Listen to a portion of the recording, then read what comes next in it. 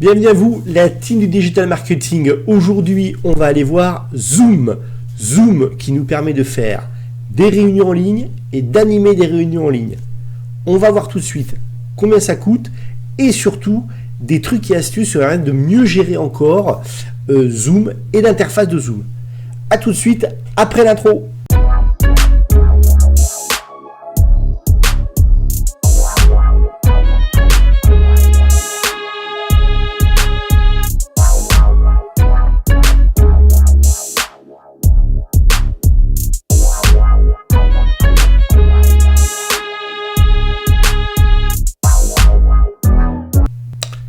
Donc voilà, donc vous arrivez sur Zoom, exactement cette interface-là. La création du compte n'est pas très complexe, c'est vraiment simple, il n'y a pas vraiment de difficulté notoire pour créer en fait un compte sur Zoom.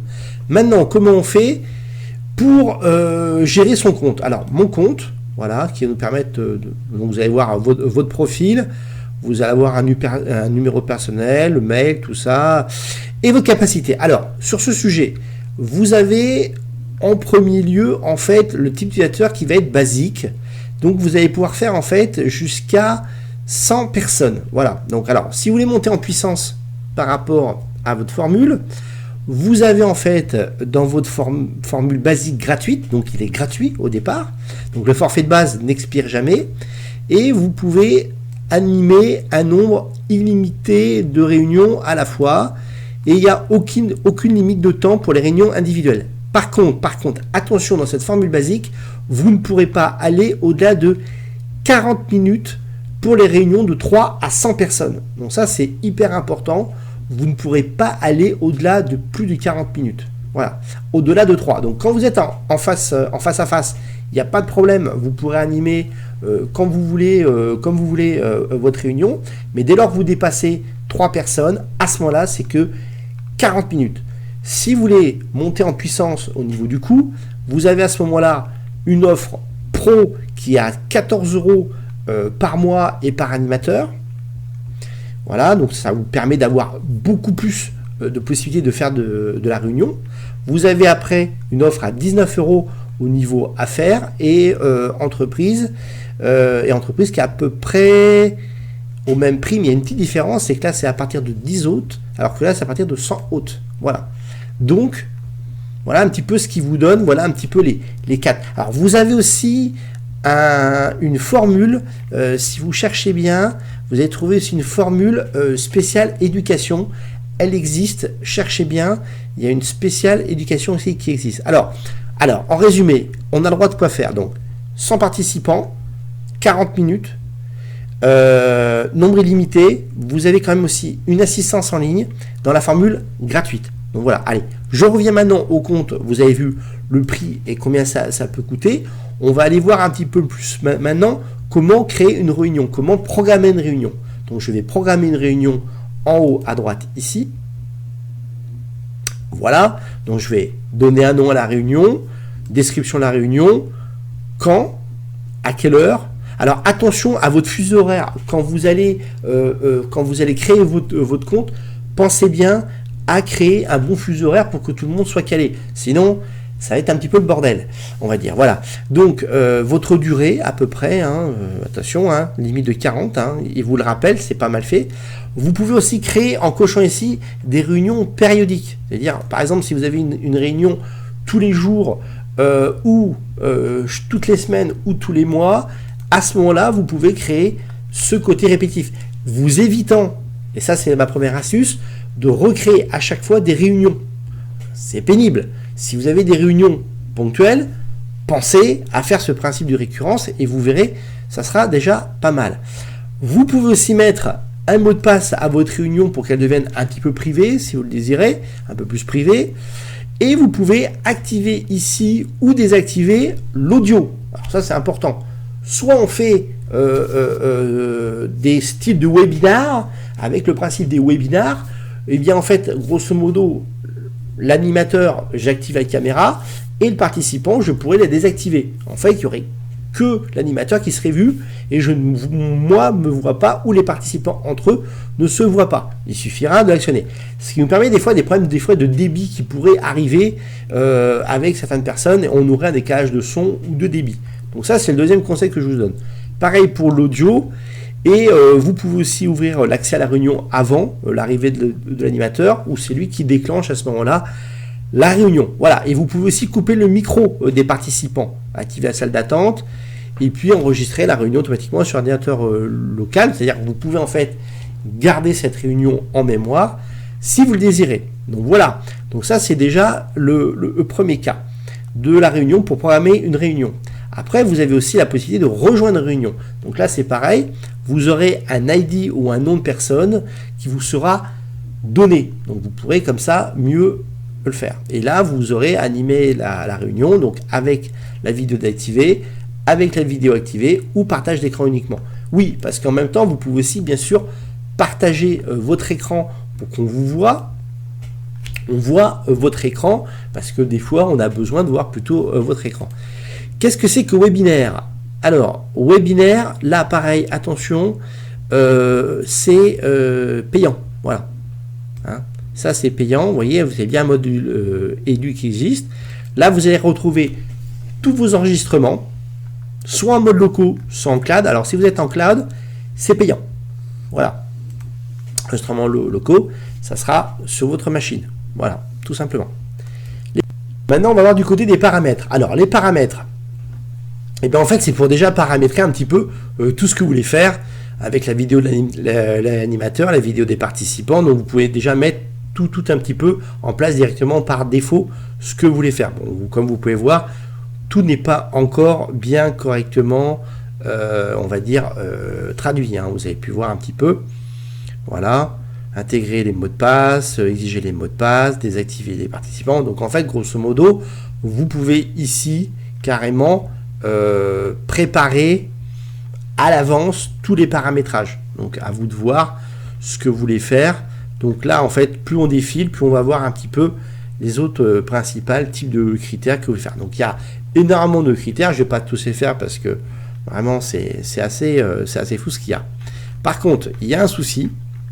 C'est que quand vous allez aller dans la partie administrateur, grosso modo, tout ça, c'est une partie avec des fonctions payantes. Donc, si vous êtes en mode basique, comme vous pouvez le voir, donc la gestion de groupe ou la gestion des utilisateurs ne se fait pas dans la version basique. Donc, pas de bol. La gestion des rôles aussi, hein, tout ça, tout est en facturation. Donc, vous ne pouvez pas avoir toutes ces fonctions-là possibles puisque c'est des fonctions qui sont prises en mode payant. Donc voilà un petit peu le première approche de l'interface Zoom. Donc là c'est bon, j'ai créé ma réunion, super, on l'a vu tout à l'heure, donc j'ai le sujet de ma réunion. Je peux avec des systèmes d'agenda, Google Agenda ou Outlook ou calendrier Yahoo, il n'y a pas de problème. Je peux exiger mon fameux mot de passe qui est là et la fameuse URL pour que vos chers participants puissent venir à votre réunion sur Zoom. N'oubliez pas, donc vous pouvez copier l'invitation ici, et comme ça vous avez une petite invitation, faites copier l'invitation, vous pouvez envoyer ça dans un mail aux autres personnes. On a pu, bien sûr, là j'ai activé la caméra pour l'animateur, et j'ai désactivé les caméras pour les participants. Et j'ai coché pour voir un petit peu plus ce qu'on pouvait faire. Donc là, maintenant c'est parti, on va commencer la réunion. J'appuie dessus. Donc là, il me lance le système. Bon, il faut enregistrer le fichier. Bon, c'est pas mal, on a quand même une grosse icône pour voir. Il suffit de faire ça. Voilà. Ça va s'installer. Bon, c'est le même principe un petit peu que GoToTraining. Si vous avez déjà travaillé avec GoToTraining, vous avez le même principe de fichier à télécharger en exécutable pour en fait que ça marche. Voilà, donc il faut attendre que ça s'exécute, on va dire. Voilà, donc il m'a demandé en fait une autorisation. Hein. Là, vous n'avez pas vu la caméra, mais en fait, il m'a demandé une autorisation. Maintenant, ce qui risque de se passer, c'est comme je suis en train de faire une captation vidéo, c'est pas dit qu'il puisse gérer ma vidéo. On va le voir ensemble, tiens, si c'est possible ou pas. Alors, bon, petite chose, ça par contre, ça peut être un problème avec certaines personnes qui connaissent pas les principes de téléchargement, de bien voir, malgré qu'il y a quand même le gros bandeau rouge, orange plutôt, excusez-moi, il y a en bas ici, on voit bien le télécharger ici, donc qui peut être aussi plutôt celui-là, là, il est juste là, voilà, télécharger ici, on le voit. Mais bon, voilà. Alors là, je suis d'accord, donc il faut accepter. Voilà, Frick Plisson, waouh, super. Et on arrive, voilà, à rejoindre l'audio par ordinateur. Donc on fait tester. Tester toujours, hein, c'est pas mal. On va rejoindre ici, on va voir ce que ça donne. Donc on voit ma tête parce que je l'ai mis en profil. Bon, bien sûr, impossible de démarrer la vidéo, ce qui est logique puisque je suis en pleine captation. Donc ça marche pas. Alors je vais avoir sûrement, voilà, la vidéo ici. Voilà, il me dit que c'est pas possible. Alors on va essayer de voir avec XSpeed VCam s'il arrive à me récupérer. Ma VCam, il n'arrive pas à la récupérer. Alors peut-être ma deuxième cam, il va arriver à la récupérer. On va tester ça tout de suite. Oui, non, peut-être. Ouais, il a réussi à prendre ma cam qui est cachée ici exactement. Ouais, il est arrivé à récupérer ma cam. Donc, ah ouais, donc si ça bloque. Alors attendez, on va essayer aussi avec la XSpeed VCam si ça marche ou pas. Oui, ça marche. Donc il a bien réussi à me récupérer la XSpeed VCam sans problème, comme vous pouvez le voir. Donc ça c'est pas mal. Et il y a quand même des paramètres vidéo qui peuvent être intéressants. Ah, alors ça c'est ce que je voulais vous montrer à l'instant, parce que ça c'est vraiment intéressant. Donc on peut avoir la taille d'origine, on peut avoir le 16/9, on peut activer la vidéo HD. Bon là c'est si vous avez un bon flux. Important, hein, le flux vidéo et audio quand vous êtes en télétravail est important. Il est vraiment conseillé, et ça c'est vraiment une astuce que je vous donne, travailler essentiellement avec un gros up. Le down, en fait, n'est pas vraiment un problème. Le up, par contre, est un vrai problème. Surtout, dites aux personnes avec qui vous êtes à distance de ne pas travailler en Wi-Fi, mais de se connecter directement à leur box. Ils auront beaucoup plus de up et bien sûr de down. Évitons le Wi-Fi avec une perte drastique de connexion. Vous verrez que vos réunions seront beaucoup plus simples. Donc, quand vous envoyez l'invitation à la réunion, dites-leur, branche-toi plutôt directement à ta box que plutôt en Wi-Fi. Et vous verrez, ça améliorera largement et drastiquement. Voire, demandez-leur aussi qu'ils travaillent avec 2 écrans, au cas où s'ils ont besoin. Un double écran est aussi d'une efficacité importante. Je ne vous parle même pas d'un bon micro, mais ça, c'est encore un autre débat. Donc, on peut retoucher mon apparence. Tiens, c'est quoi ça, retoucher mon apparence? Ah ouais, il y a un petit peu plus de luminosité. Ouais, ok, d'accord. Toujours afficher le nom des participants à cette vidéo, donc ça c'est important. Arrêter ma vidéo en rejoignant une réunion. Et toujours afficher. Bon, on a quoi aussi en avancée? Suppression, méthode de rendu, post-traitement du rendu vidéo, méthode de capture vidéo, voilà, ok. Bon, bah, ça on peut laisser tranquillement ça. Donc retour. Donc là, vous avez déjà des choses. Mettre ma vidéo en miroir. Ah ouais, donc là, je suis plutôt en mode plutôt normal, on va dire ici. Je vais même tourner à 90 degrés. Waouh, on s'éclate avec Zoom. Hein. Vous avez vu un peu? C'est incroyable. Bon, on a aussi l'audio. Bon, c'est pareil, on voit que là, j'ai mon microphone qui marche. Voilà, j'ai aussi mon U-Bird qui marche aussi. Voilà un petit peu. Donc, je vais peut-être baisser ça. Peut-être éviter un problème de son. Peut-être le baisser. Et je ne peux pas le baisser, c'est bizarre. Donc, voilà. Utiliser cet appareil distinct, rejoindre automatiquement l'audio, couper le microphone, maintenir la touche espace. Ah voilà, donc ça c'est intéressant. Pensez-y hein, quand vous êtes. Vous pouvez aussi partager vos écrans. Voilà, vous pouvez basculer ici directement votre écran. Vous pouvez aussi avoir des arrière-plans. C'est tout à fait possible. On peut créer en fait des arrière-plans bidons totalement. Donc il suffit de faire ça. Il va aller chercher en fait des arrière-plans. Tiens, allez, on va s'amuser. On va se mettre sur du Harry Potter. Voilà, et là j'ai un arrière-plan Harry Potter qui arrive. Voilà, c'est assez bluffant avec VCam en même temps. C'est assez drôle. Voilà.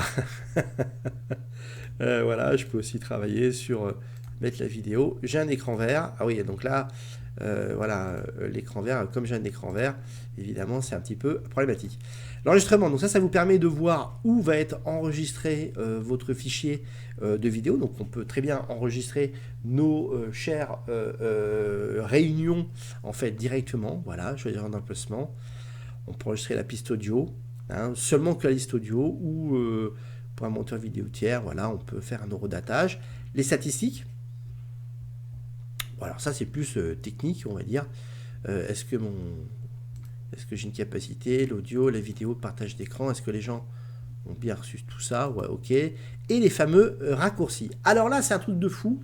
C'est vous avez un paquet de raccourcis sur Zoom qui existent. C'est assez impressionnant.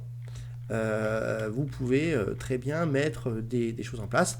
Et vous avez bien sûr l'accessibilité avec une possibilité de sous-titrage. Voilà, vous pouvez faire des sous-titres voilà, en place. À la rigueur, il pourrait y avoir, je pense, une méthode de sous-titrage. Donc voilà ce que ça donne une fois que c'est fait. Oula, là, comme j'ai un problème de truc, bon, c'est pas terrible, mais c'était juste pour s'amuser, pour vous montrer un petit peu ce qui se passe. Donc là, j'ai le micro, donc je peux le mettre en muet, voilà. J'ai les participants, donc je peux voir la liste des participants à ma droite, donc je peux leur couper le micro, je peux leur couper ce qu'il faut. Voilà. J'ai la possibilité j'ai un chat, donc soit je peux envoyer à certaines personnes une conversation, je peux partager aussi mon écran, on le voit ici, voilà. Et puis là, je peux très bien arrêter ou suspendre les choses. Et là, c'est réaction. Donc là, voilà, je peux faire applaudir, je peux faire un petit like. Ouh, génial, on va s'éclater. Donc voilà, voilà un petit peu le principe. Et on peut passer ici en mode plein d'écran pour mieux voir encore plus notre chère réunion. Et on va finir la réunion ici à droite. Voilà, on finit. Mettre fin à la réunion ou quitter la réunion. Donc ça dépend, les gens peuvent très bien quitter une réunion. Donc mettre la fin, hop, et c'est fini. Donc là, il est en train donc de convertir l'enregistrement et on va retrouver en fait dans notre compte un peu plus tard, eh bien, ce que je viens de faire à l'instant, puisque j'avais démarré la réunion. Donc on la verra sûrement enregistrée. Voilà. Alors, on va retourner rapidement donc sur l'autre partie. Alors là, j'ai deux écrans. Je vais voir un petit peu ce qui se passe. Donc là, je vais fermer ça. Je vais attendre, on va attendre pour voir ce que ça donne. On est à 85%, donc ça va. Voilà. Là, c'est fait logiquement. Je peux retourner sûrement à mes réunions. Ici, voilà. On va retourner à mes réunions. Et ben voilà. J'ai bien ma réunion qui est là. Et sûrement dans l'enregistrement, je vais retrouver enregistrements locaux.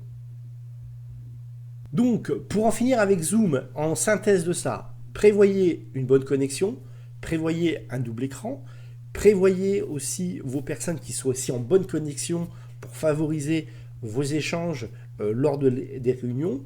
On peut aussi donc enregistrer, vous l'avez vu, on peut modifier les arrière-plans, on peut couper les caméras, on peut couper aussi les micros. Tout ça, c'est toutes les possibilités qu'on peut trouver dans Zoom. Attention aussi à Zoom de bien faire attention à des choses. Par exemple, ne partagez pas vos liens sur les réseaux sociaux.